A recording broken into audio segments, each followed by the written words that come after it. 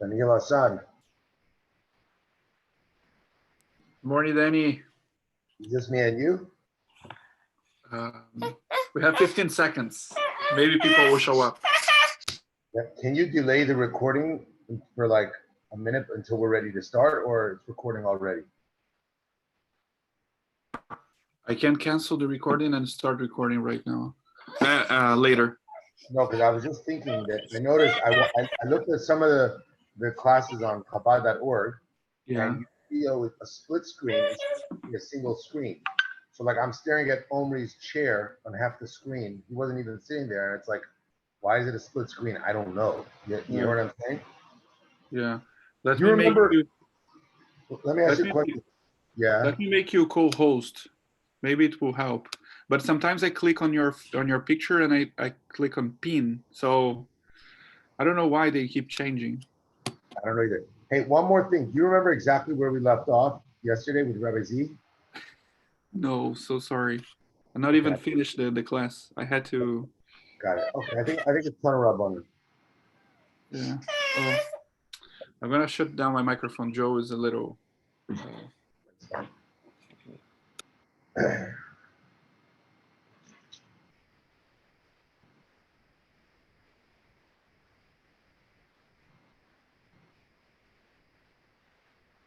Gabe.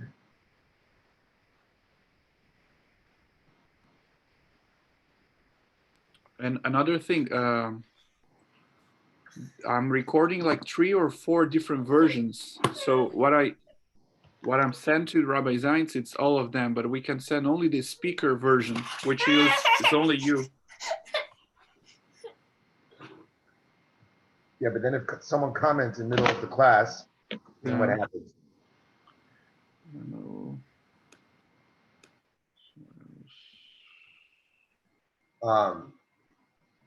Gabriel, do you remember exactly where we left off yesterday? I think it was at Tana Rabbana. I just want to confirm. I don't remember. Let me. I actually don't even have the Gemara open yet. Let me. Stand by, Danny. I can let you know. What do you say, Daniel? I'll let you know. I think I have it marked. Okay. He told the story. He told the story of the mother-in-law, and then that's where we stopped. There was one little shtickle afterwards that was pertaining to balsam oil, and I don't remember if he covered it or if he got to Tan Rabbana. I thought we would have gotten to Tan Rabbana. I just don't remember it. And I tried to look back at the recording, but it wasn't up properly on Chabad.org. So. Wait.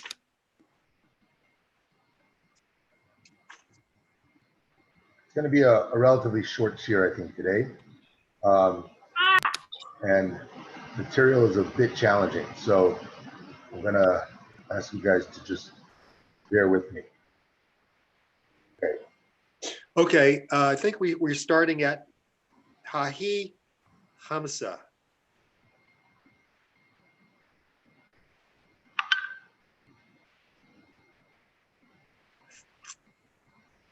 We stopped at Gezerah Shema Yisafek Mimenu. That's I think. No, we definitely went past there because we told the story about the mother-in-law. Oh, yeah, we finished like be careful with the olive balsam oil and be careful with your mother-in-law. That was the last comment of Rabbi Zainz. Okay. So maybe start at Tana Rabbanan then. Okay. We'll start with Tana Rabbanan. Okay. Are we ready to go? Yes. Daniel, you might want to mute yours. Just and unmute if you want to ask a question or make a comment. Okay. With the help of Hashem, we will be learning, God willing, Daf Chof Vav in the Masechta Shabbos today. We're dedicating today's class the Refuah Shlema Krova for Avrameir ben Rivka, that may Rabbi Zainz have a complete and speedy recovery, as well as our friend Yisrael Avadi ben Rachel, and all the other many people out there in our community and in Jewish communities around the world, the greater world at large, who are suffering medical and physical challenges right now, that God willing, we discuss our learning everyone should be healed speedily and back normal. All right, we're going to start from Tanach Rabbanan, which is approximately 11 lines from the top of Chof Vav Amud Aleph. Tanach Rabbanan, Ein Madlikin B'Tevel Tamei B'Chol. We were just learning about, we've been learning about various fuels that you can and cannot light from for Shabbos. So the Gemara teaches us that we learned in a brisa that you're not allowed to light hevel, which is tamei. You're not allowed to use that as fuel. You're not even allowed to use it during the weekday. A kal v'chomer, you're not allowed to use it on Shabbos. And for anybody that's not aware, hevel is your produce that has not yet been tied. So you haven't separated your truma, you haven't separated your meiser, and it's if you consume tevel, you are chayev misa b'dei shamayim, I believe. So you are not allowed to use it as fuel. So the ain't tzarich learning for Shabbos, we don't even have to tell you can't use it on Shabbos. You can't even use it during the weekday. Similarly, you cannot use a substance called white naphtha during the week. And it's not even necessary to say that you can't use it on Shabbos. This white naphtha, it's either very flammable, so it's dangerous. And if it's dangerous, you can't even use it during the week. Or it emits a very pungent odor, and therefore you wouldn't be able to use it on Shabbos because you would end up leaving the room and you wouldn't have your shalom bayis. Bishlam and naft lavan that neshu off metnela. Okay, actually let me correct that. Naft is because it's very flammable. So bishlam and naft lavan neshu off because it's very volatile, and its vapors float up and the house can catch fire. But tevel tamei my taima. What's the reason that you're not allowed to use tevel, which is tamei? Meaning tevel, the way you're misaking tevel is you separate truma from it, right? Then it's no longer tevel. Then you have good produce that you could use. So let's think about this. If the tevel, if all you have to do is separate truma that is tamei, what do you do with it? You're allowed to use it to burn if you're a kohen, right? Yet there's a gzera that even a kohen cannot use tevel, which is tamei. Why? Because Amar Kro, it says in the pasuk, that I behold have given to you to safeguard the truma, my truma offering. So it's a plural of the word truma. The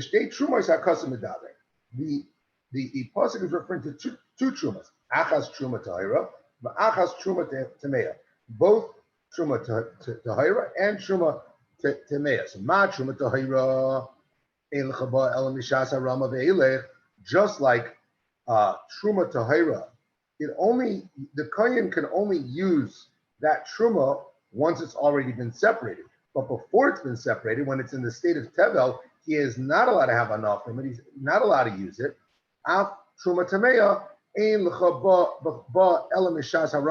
So too, even when you have truma tameya, right, you cannot use it when it's still in the state of tevel. You can only use it once it's been split out from the tevel, and then it becomes truma.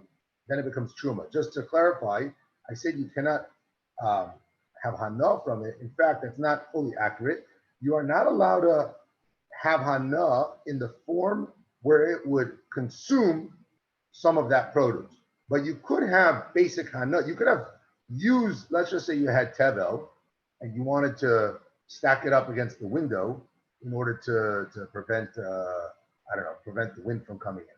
That would be mutter. What you're not allowed to do is you're not allowed to use it in any form of consumption. So you can't eat it, and you also cannot burn it, which is what we just learned. So moving forward, Gufa. Rav Shimon ben Elazar Omer, Emad Likim B'Tzari. We learned that you cannot light your Shabbos candles with balsam, right? And remember, we learned the reasons before, either because it's very flammable, so it's dangerous, which, by the way, that reason would apply even during the week, not just on Shabbos. It's dangerous. And the other reason was just the opposite. It was such good stuff that the balsam that's burning, you might be tempted to go and remove some from the fire to use it for something else because it smelled so nice. You're going to go and chop some out of the lit candle, and you would be over on the isser of extinguishing. Okay, so if you add fuel, you are chayav on the isser of lighting, and if you're removing fuel from the fire, then you are chayav on the isser of extinguishing. So too, Rav Shimon ben Elazar used to say, "Sorry, enel esraf me'atzei hakaf." That balsam is only the sap which comes from balsam trees, and Rabbi Shmuel Omer kol hayotze min ha'etz im adlikin vay. Anything that comes from a tree, i.e. sap, you are not allowed to use it for your Shabbos candles for the simple reason that these substances that come from wood, namely sap, are not easily drawn to the wick, and therefore they don't burn well. And that was the whole isser of all the substances we learned in the Mishnah that you're not allowed to use for Shabbos candles.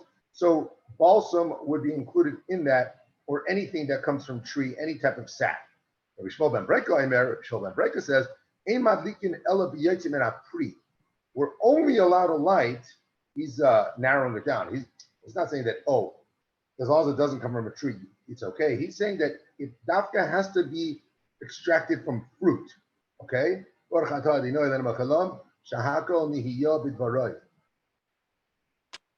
Amen. So Rabbi Shmuel ben Breka says, "Ein madlikin ela b'yotzim min ha'pri." But Tarfin Omer, the narrowest position, he says, "Ein madlikin ela b'shemen zayis lovad." You're only allowed to light from olive oil alone. And to this, Amar Rav Yochanan ben Nuri al Ravlo, Rav Yochanan ben Nuri stood up and said, "Whoa, ma yas anshe Bavel? What are the Babylonians supposed to do? She'ein lohem ela shemen shum shemen." They only have sesame seed oil, right? They don't have olive oil, and that's why all the Babylonians, they love tchina. They have tons of sesame over there. What about the people from Madai? They only have nut oil. Many years ago, I was in Morocco, and they have a type of oil called argan oil, and that's like the main oil of Morocco. And they use it for everything. They use it in their food. They use it when they shower. They use it as shampoo and all that. So it's very similar. Country by country, they were very limited in the type of oils that was available to them in those locales. So Alexandria, people, the Alexandrians, they only have radish oil. I've never had radish oil, but apparently it was a big thing in Egypt. The people from Kapoitkia, what are they supposed to do? They don't have any of these types of oils. They don't have over there. The only fuel that they have, ela naft.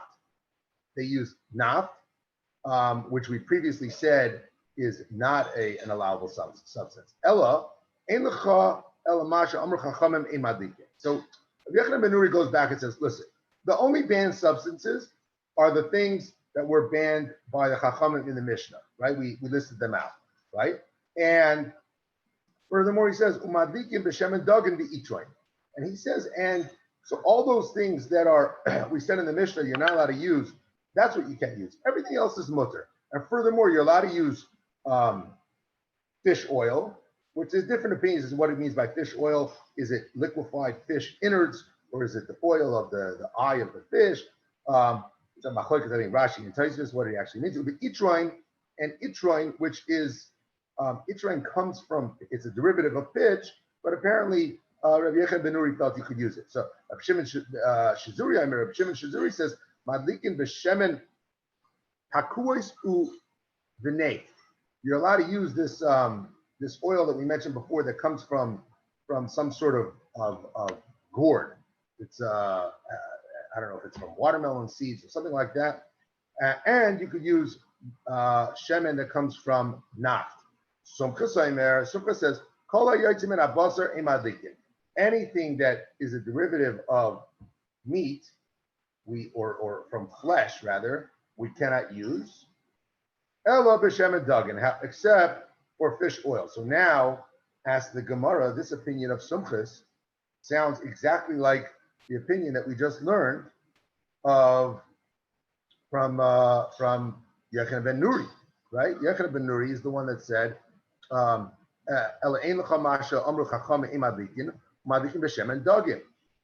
so Sumchus hainu tanakama. Sumchus is the opinion of Rabbi Yechon ben Nuri. What's the difference here? The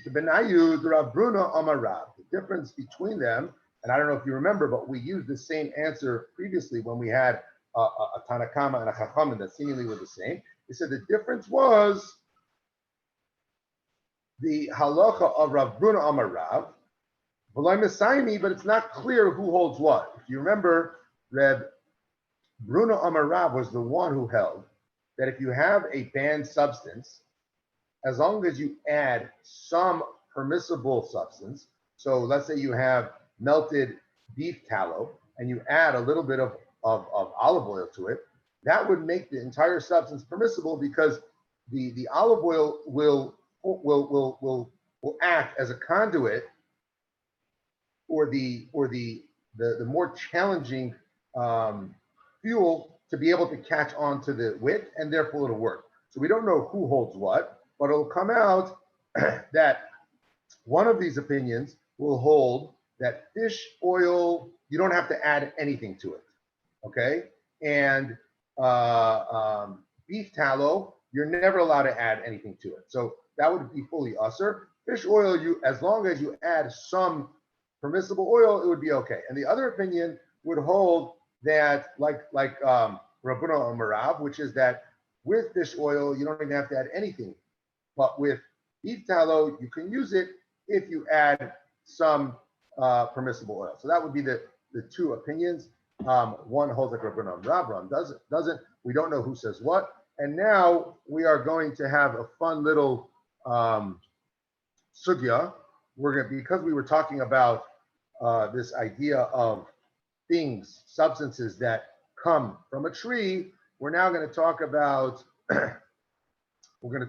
this wonderful topic of substances that come from a tree as it relates to Tuma and Tyra and Beged. And this we'll start 3 lines from the bottom of Chavav Amid Aleph, and we're going to continue today, and we'll pick up tomorrow. We're going to finish mid-discussion. Okay? Tanya, we learned in a brisa.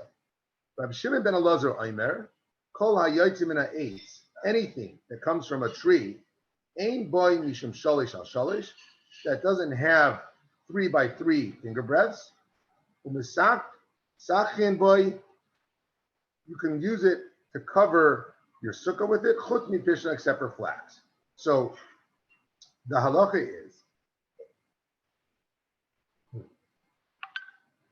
any substance that comes from a plant, such as cotton, such as hemp, yada yada yada. These fabrics are not able to be makabel tuma. And if it's not able to be makabel tuma, so you are allowed to use it as schach. Okay, so that's the rule. Anything that is makabel tuma, you cannot use as schach. Anything that's not makabel tuma and grows from the ground, you can use as schach. So it says like this, that generally there is hold on one second.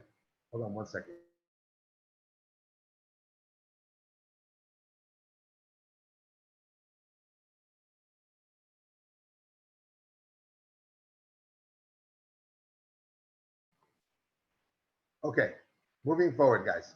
Sorry for that interruption.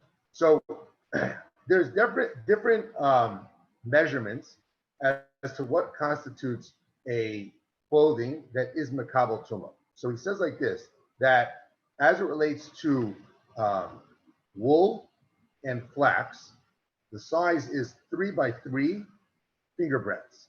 Okay, So any fabric that is not wool and not flax, if it grows from the ground, you can use it as chag. The exception being pishton, flax, which it goes we learn is in the category of wool, and you can't. That is makabel tumah. Okay, so that's what Shimon ben Elazar taught. So Amar Abaya says that this rule that Reb Shimon ben Elazar, the Tana Debei Yishmael, Amru Davar Echad. He says that this din that's taught by Reb Shimon ben Elazar is exactly the same as the halacha that was taught by the Tana Debei Yishmael. Now, just to note, even though we're referring to fabrics that come from the ground, the only reason why he mentioned dafka, like cotton or hemp, that come from the ground that are not subject to tuma, okay, that is because he also wanted to teach the din of sukkah. So in order to cover something as schach, it has to come from the ground. But similarly, just to note, any fabric, okay, so let's just say you want to make, you use goats here in order to make fabric, that would be in the same category as a garment which is not makabel tumah. Okay, so now seemingly the Gemara is going to say that this opinion of Reb Shimon ben Elazar seems to be the same as the position of the Tana Debei Yishmael. We're going to go through the whole Tana Debei Yishmael, okay, and that's going to be the opinion of Abaye. And then Rava, which I don't know if we're going to get to today, he's going to say no. They actually disagree. So the question is, does Reb Shimon ben Elazar and the Tana Debei Yishmael hold exactly the same thing? Namely, that the only fabric that can become tameh is something from wool and from linen. Okay? So Reb Shimon ben Elazar, Hod Amara. We already mentioned the opinion of Shimon ben Elazar, which is that wool and linen is mitame, can become tameh, even the size of 3 by 3 fingerprints. Tana Debei Rabbi Shmuel, Maihi, what's the position of the Tani Debei Rabbi Shmuel? Tani Rabbi Shmuel, Hoyo, the Nemru begadim b'Torah stam. In general, in the Torah, whenever it's talking about garments, it just says begadim stam. Uparat l'cha hakasav be'echad mehem semru pishon. What happens is, all throughout the Torah, it just mentions begadim, but it doesn't tell you what the begadim are made from. So it mentions begadim by shlutzim. It mentions begadim by corpse tuma. It mentions it by semen. It mentions it by tzitzis. All these different places, it mentions begadim, but it doesn't tell you what it's made from. So in one place, it mentions semeru pishtin, by negoyim, by tsaras. So mala halon semeru pishtin, just like in the case of tsaras, when it's talking about begadim, it's talking about dafka wool and dafka flax, semer upishton. So afkod semer upishton. So too we learn from there that anywhere in the Torah it's talking about begadim, it's talking about wool and flax. So therefore, that is the limud of the Tana Debei Yishmael. So Abaye says this is exactly the same as Reb Shimon ben Elazar. Rava says, no. Shloisha al shloisha b'shar begadim ikabenayu.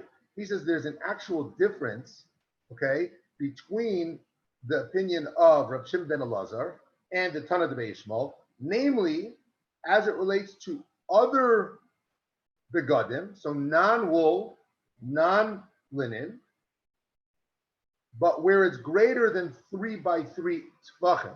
So just to note, this is a good rule in general when you learn Shas. Whenever it says shalosh al shalosh, it's referring to finger breadths. When it says shloisha al shloisha, it's referring to tefachim. Okay, so we know that we just learned that 3 by 3 finger breadths is makabel tumah by tsemer pishta, and not by all other garments, all other materials. The question is, when you get to a larger size of 3 by 3 tefachim, okay, in that case, would you say that if you have a piece of clothing or a piece of fabric that's 3 by 3 tefachim, that it would be metame if it's made of cotton or hemp or one of these other materials? So the Rabbi Shimon ben Elazar Islay, Rabbi Shimon ben Elazar, according to Rava, holds that other fabrics actually would be Mekabel Tumah if they're larger than 3 by 3 Tvachim. Tana Debei Rabbi Shmuel, Leslie. Whereas the Tana Debei Rabbi Shmuel, they hold no. Fabrics from cotton and from other materials, goat's ear, hemp, whatever it might be, will never become tomei, even if it's larger than 3 by 3 handbreadths. Okay, kula ama mihas. So it's going to go through from the beginning, and it's you got to help cup a little bit, okay? And there's limudim here, but I think I got it, and I'm going to try hopefully if I could give it over in a way that it's everyone understands it. So the kula ama mihas. Shalish al shal b'tzemer u'pishtam mitame b'negoyim. Minola. The fact that everybody agrees, both Reb Shimon ben Elazar and the Tani Debei Yishmael agree that in the case of Tzemer u'pishtam, by 3 by 3 finger breadths, it is mitame. Where do we know this from? So the Tanya, we learned in a brisa, beged, had the Torah just written the word beged, Ainli ela beged. I would only know that saras could contaminate an actual garment. You have a shirt, a pair of pants, something that's a complete garment. Sholosh al sholosh minayin. How do you know that even if you have just a patch of samer or pishtan, that in fact saras can contaminate that small piece of cloth, that small piece of fabric? Talmud loymar, the Torah uses deha beged. There's an extra vav and an extra hey. It doesn't just say beged. It says deha beged because there's a vav and a hey. So that gives us the limud that not only is a garment, can a garment be contaminated with saras, but even a small patch of 3 by 3 of tzemer pishtan. Now the aim of the Rabbi Shloisha. Why are you saying that the deha beged teaches us 3 by 3 finger breadths? Let's teach a less novel idea of 3 by 3 tvachim, right? So like if you're, why do we jump with Semer Pishtan straight from the limud of Deha Beged to finger breadths? Maybe it's hand breadths, and that's what it's teaching us. So like, let's say if you had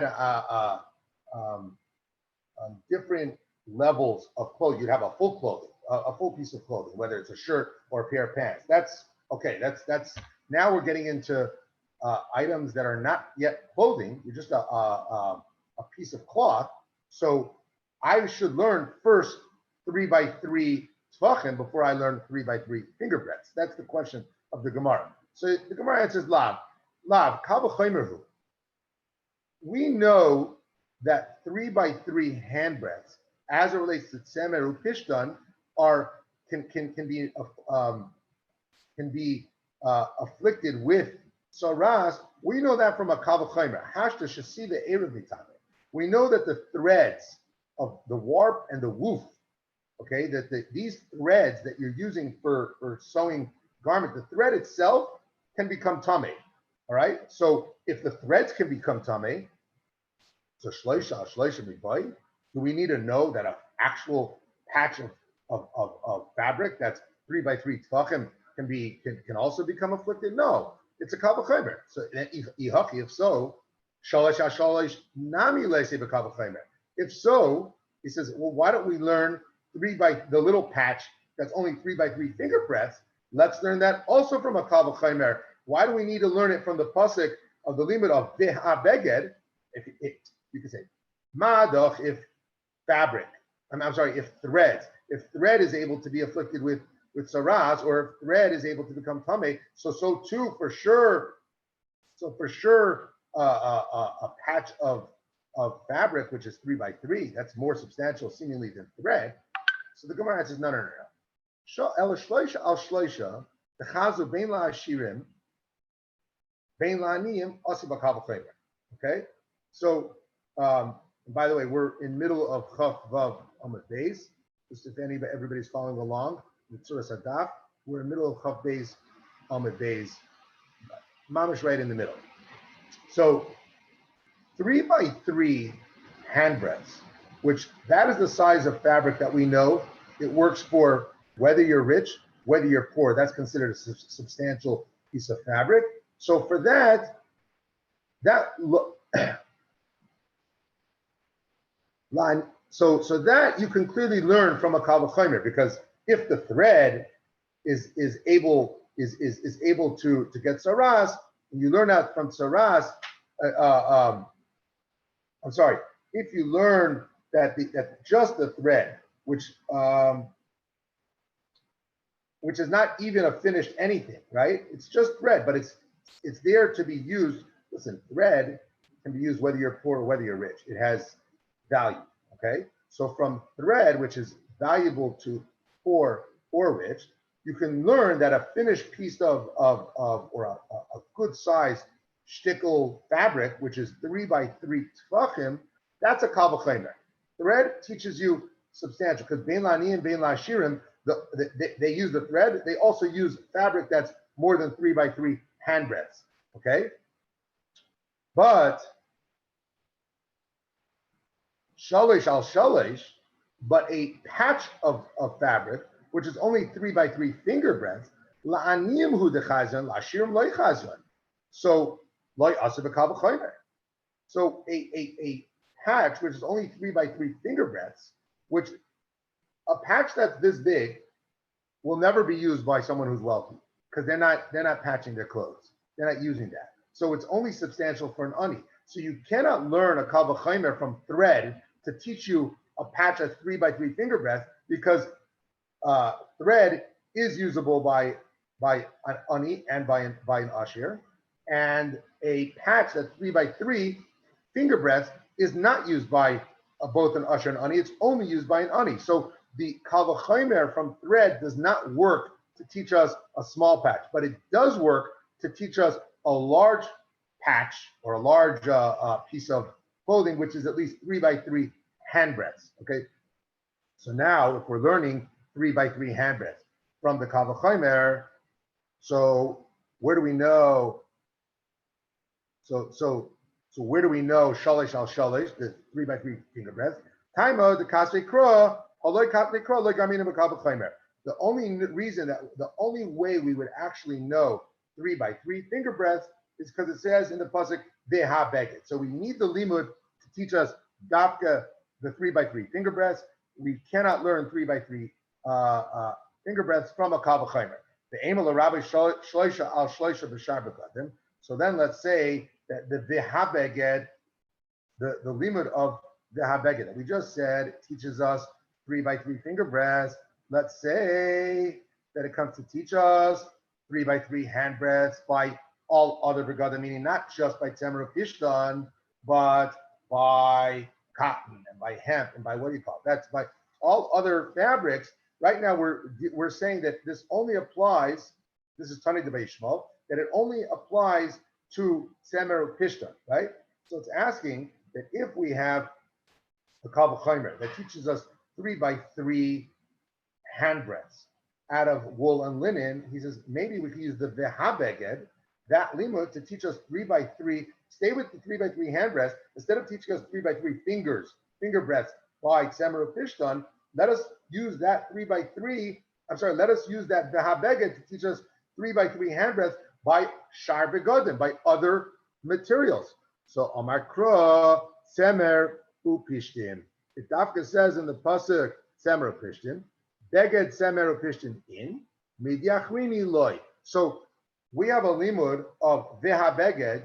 You cannot tell me that the veha beged is going to teach me that, hey, we should really include 3 by 3 hand breadths of other materials, not wool and not linen, because the Torah says straight up semer pishtin, and it uses. We learned a binyan av semer pishtin by Negoyim that everywhere in the Torah where it's referring to garments, it's only of those two materials, only wool and only pishtin. So the ema ki imaut shalish al shalish, avol shalish al shalish mitame. So maybe, the Gemara is saying, well, 1 second, maybe when it's limiting it to tzemer pishtin, that is only about 3 by 3 finger breadths. But shloisha al shloisha, 3x3 hand breaths, Yutaka could be metame. So, and for the Gemara, no. This is all the opinion of Tani de Yishmael. Shrei mi'ute ksivi. There's two times where it's written beged semer or beged pishtin. All right, so it mentions wool and linen twice. Chad lemeute mishalosh al shalosh. Chad lemeute shloisha al shloisha. One time it's there to exclude anything that, and it's there to exclude